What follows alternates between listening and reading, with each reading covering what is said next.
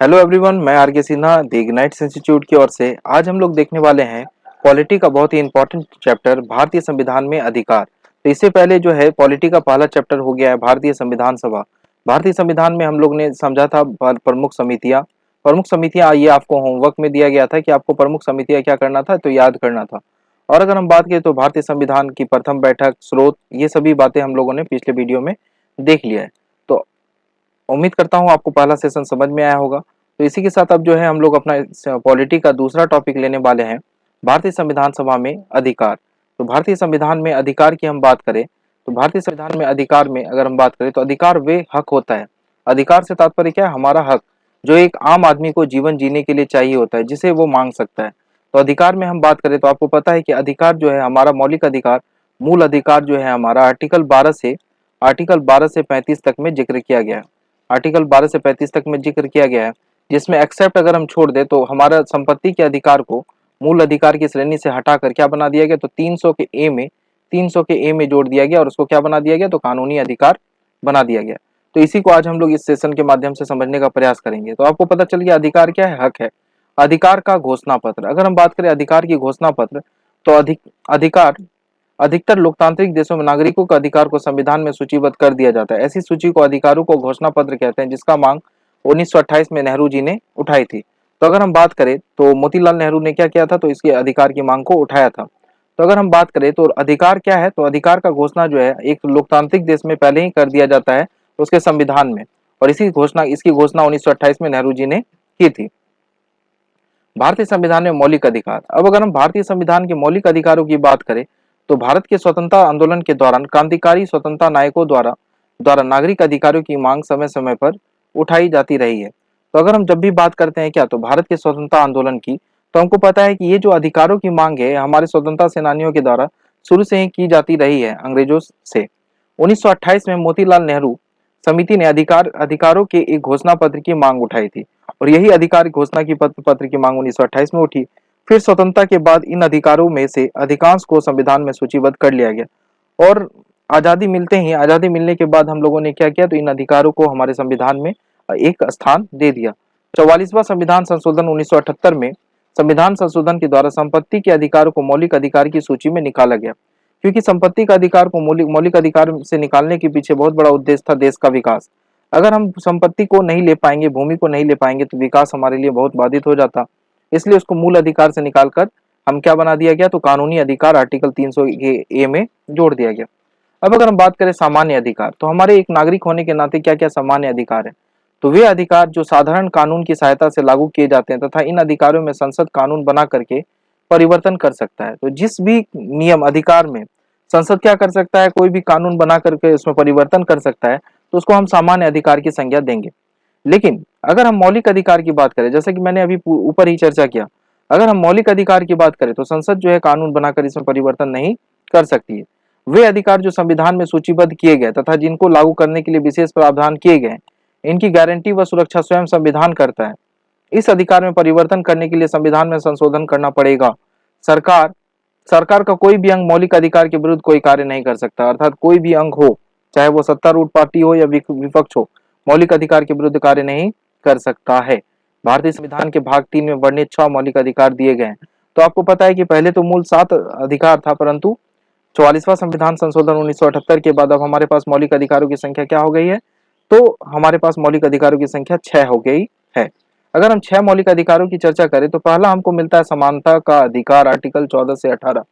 तो पहले ही अगर हम बात करें तो पहला हमारा एक भारतीय नागरिक होने के नाते हमारे पास अधिकार है समानता का अधिकार, और ये आर्टिकल 14 से 18 के बीच, आर्टिकल 14 टू 18 में चर्चा किया गया है, अनुच्छेद में, भाग 3 में। स्वतंत्रता का अधिकार, अगर हम स्वतंत्रता के अधिकार बात करें 19 से 22 के रूप में हमको क्या मिलता है, तो स्वतंत्रता का अधिकार मिलता है, और इनकी अपनी ही अहम विशेषताएं हैं। फिर हम बात करेंगे तीसरा में शोषण के विरुद्ध अधिकार हमको मिलता है आर्टिकल 23 से 24 में शोषण शोषण के विरुद्ध अधिकार। वहीं धार्मिक स्वतंत्रता का अधिकार हम बात करें तो आर्टिकल 25 से 28, धार्मिक स्वतंत्रता हमको आर्टिकल 25 से 28 देता है।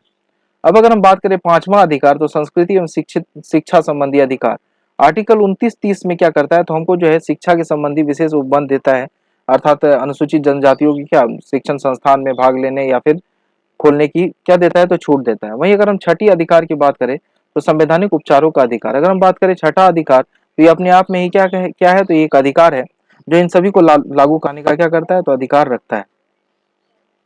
अब हम बात करेंगे संविधान का राजनीतिक दर्शन। अब हम देखेंगे संविधान में क्या राजनीतिक दर्शन है। तो संविधान के दर्शन से अभिप्राय संविधान की बुनियादी अवधारणाओं से, जैसे अधिकार, नागरिकता, लोकतंत्र आदि। तो हम जैसे ही अभिप्राय संविधान की बुनियादी अवधारणा को देखते हैं, तो बुनियादी अवधारणा में हमको क्या देखने को मिलता है, तो नागरिकता, लोकतंत्र आदि हमको देखने को मिलता है। संविधान में निहित आदर्श जैसे समानता, स्वतंत्रता हमें संविधान के दर्शन करवाते हैं, और हमारा संविधान हमको क्या करता है, तो समानता, स्वतंत्रता का दर्शन करवाता है। हमारा संविधान इस बात पर जोर देता है कि उसके दर्शन पर शांति व लोकतांत्रिक तरीके से अमन किया जाए।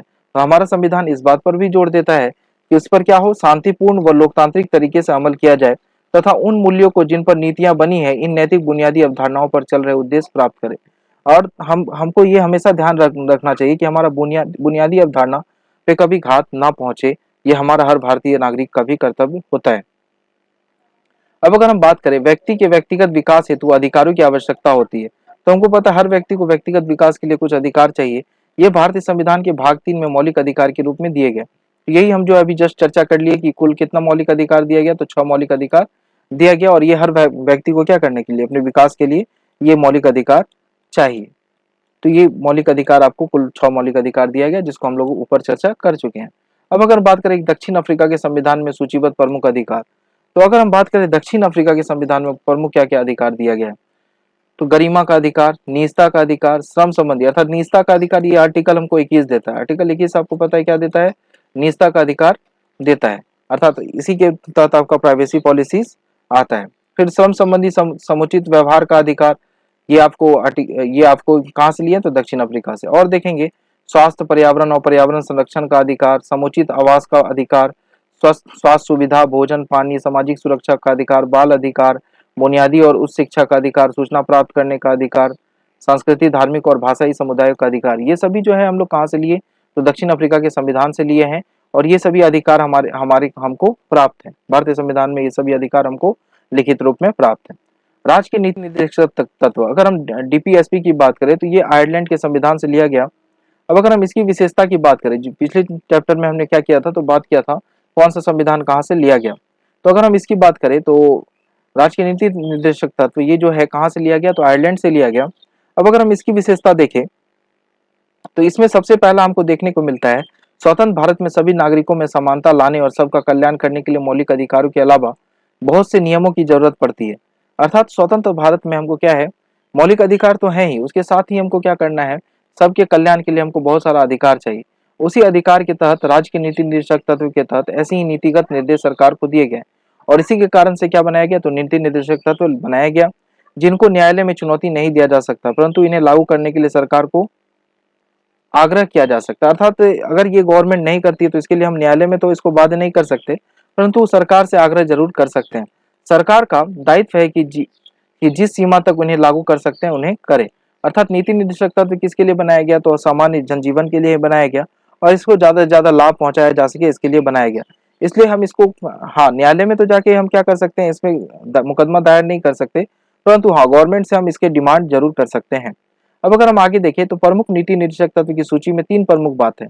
अब अगर हम बात करें डीपीएसपी में जो आयरलैंड से लिया गया, तो इसमें 3 प्रमुख बात बोला गया। वह लक्ष्य और उद्देश्य जो एक समाज के रूप में हमें स्वीकार करने चाहिए। दूसरा, वे अधिकार जो नागरिकों को मौलिक अधिकार के अलावा मिलने चाहिए।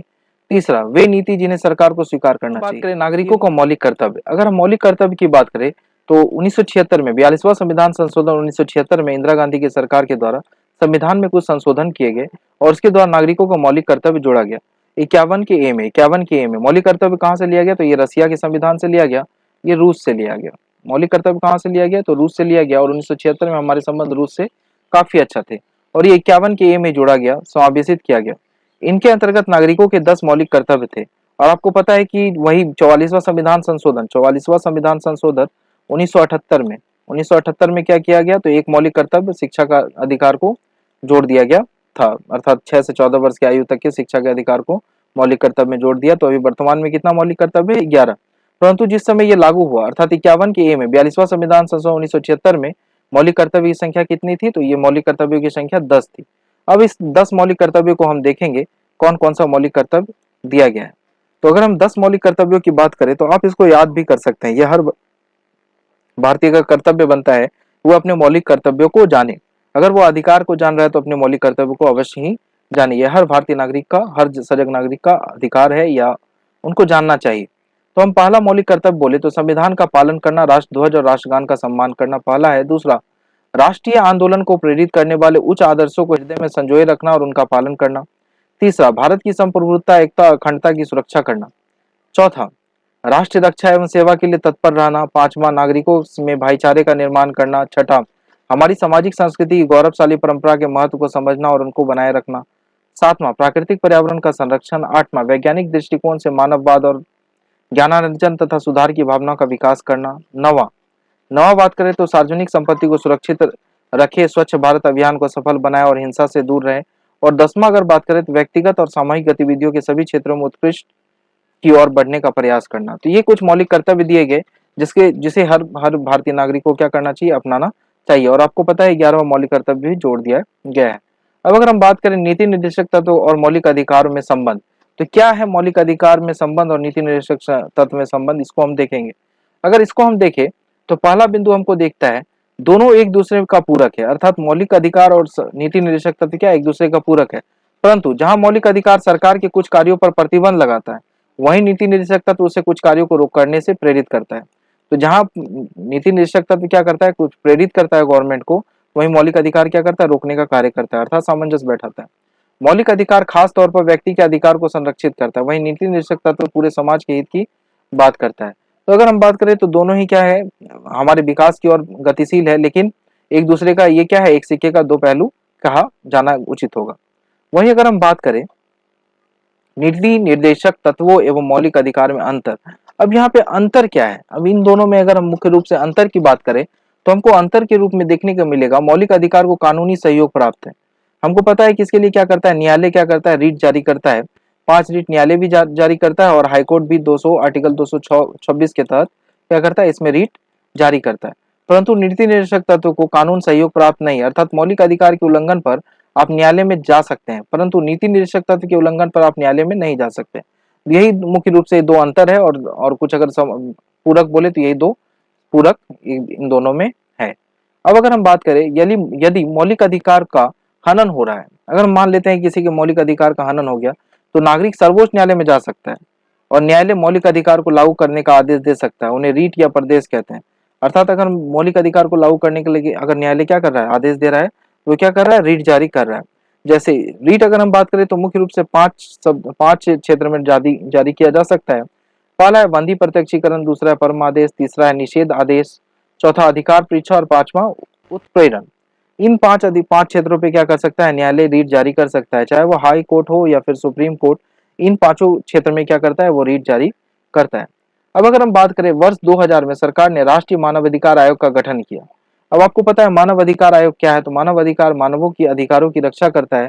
जहां पे भी ह्यूमन राइट हो रहा होता है उसको अर्थात रोकने का कार्य करता है। मानव अधिकार के उल्लंघन की शिकायत मिलने पर राष्ट्रीय मानव अधिकार आयोग स्वयं अपनी पहल कर पर किसी पीड़ित व्यक्ति की याचिका पर जांच करता है और संविधान अर्थात क्या करता है, तो मानव अधिकार आयोग मानव के अधिकारों की रक्षा करने का कार्य करता है। संविधान के 42वां संविधान संशोधन में 10 मौलिक कर्तव्य जोड़े गए। अभी हम जस्ट बता रहे थे 11वां मौलिक कर्तव्य 86वां संविधान संशोधन अधिनियम 2002 के द्वारा कर्तव्य में जोड़ा, इन्हीं संख्या 11 होगी, सॉरी। अब जो हम पिछले में बताए क्या बताए, 44वां संविधान, 44वां संविधान संशोधन नहीं जोड़ा गया, बल्कि 11वां मौलिक कर्तव्य कब जोड़ा गया, तो 2002 में 86वां संविधान अधिनियम में जोड़ा गया। तो अगर हम फिर से बात करें तो 11वां मौलिक कर्तव्य कब जोड़ा गया, तो 86वां संविधान संशोधन 2002 में जोड़ा गया। आगे बढ़ते हैं। 44वां संविधान संशोधन द्वारा संपत्ति के अधिकार को मौलिक अधिकार की सूची में रखा गया। अगर हम यही बात करें 44वां संविधान संशोधन द्वारा, तो अभी जस्ट बताए थे मौलिक अधिकार से निकाल के क्या कर दिए, संशोधन द्वारा संपत्ति के अधिकार को क्या कर दिए, तो मौलिक अधिकार से सूची से निकाल दिए। और 93वां संविधान संशोधन द्वारा शिक्षा के अधिकार को 21 के ए में जोड़ दिए। 93वां संविधान संशोधन 2002 में ही हुआ और इसमें हम क्या जोड़ दिए, तो शिक्षा के अधिकार को 21 ए में जोड़ दिए। ठीक है, तो आपको यहाँ पे समझ में आ गया होगा कि हम क्या बोले कि जो है 11वां मौलिक कर्तव्य, तो 11वां मौलिक कर्तव्य कब जुड़ा, तो ये 2002 में जुड़ा। ठीक है, और वहीं अगर हम बात करें 11वां मौलिक कर्तव्य 2002 में जुड़ा, तो कौन सा संविधान संशोधन था? 86वां संविधान संशोधन था। वहीं अगर हम बात करें 93वां संविधान संशोधन, तो ये भी 2002 में हुआ और इसमें शिक्षा के अधिकार को 21A में जोड़ा गया। अब अगर हम बात करें नीति निर्देशक तत्व के सिद्धांत हैं, तो जिन्हें राज्य का आदर्श रूप रखने का निर्देश दिया गया है। तो डीपीएसपी को क्या दिया गया? तो राज्य का आदर्श रूप रखने का रूप दिया गया है। ये संविधान के भाग 4 में वर्णित है, परंतु इन्हें न्यायालय का संरक्षण प्राप्त नहीं। तो यही भी हम बात करें तो नीति निर्देशक तत्व किसमें वर्णित है? तो संविधान के भाग 4 में वर्णित है, आर्टिकल 36 से 51 के बीच में। आगे देखते हैं, आगे देखेंगे मौलिक अधिकार व नीति निर्देशक तत्व के अंतर्गत मौलिक अधिकार नागरिकों को प्राप्त है, इन पर सीमाएं लगाई जा सकती है, इन्हें कानूनी संरक्षण प्राप्त है। अगर हम बात करें तो मौलिक अधिकार क्या है व नीति निर्देशक तत्व में अंतर क्या है? तो मौलिक अधिकार नागरिकों को प्राप्त है, इन पर सीमाएं लगाई जा सकती है, इन्हें कानूनी संरक्षण प्राप्त है। नीति निर्देशक तत्व राज्यों को प्राप्त है, कोई भी सीमाएं नहीं है, ना ही कानूनी संरक्षण है। तो जहां मौलिक अधिकार में क्या करता है तो नागरिकों का अधिकार है, वहीं जो है नीति निर्देशक तत्व में सरकार को अधिकार प्राप्त है। जहां मौलिक अधिकार में क्या है कुछ सीमाएं हैं, तो वहीं जो है नीति निर्देशक तत्व में कोई सीमाएं नहीं है। तो ये हो गया मौलिक अधिकार, आपका जो है दूसरा अध्याय भी कंप्लीट हो गया और उम्मीद करता हूँ ये सेशन आपको समझ में आया होगा। अगर ये सेशन आपको समझ में आया तो आप लाइक शेयर सब्सक्राइब कर सकते हैं। आगे भी इस वीडियो को देखने के लिए आप क्या कर सकते हैं, इसको ऑल नोटिफिकेशन पे क्लिक करके रख सकते हैं। आज के लिए इतना ही, धन्यवाद, जय हिंद।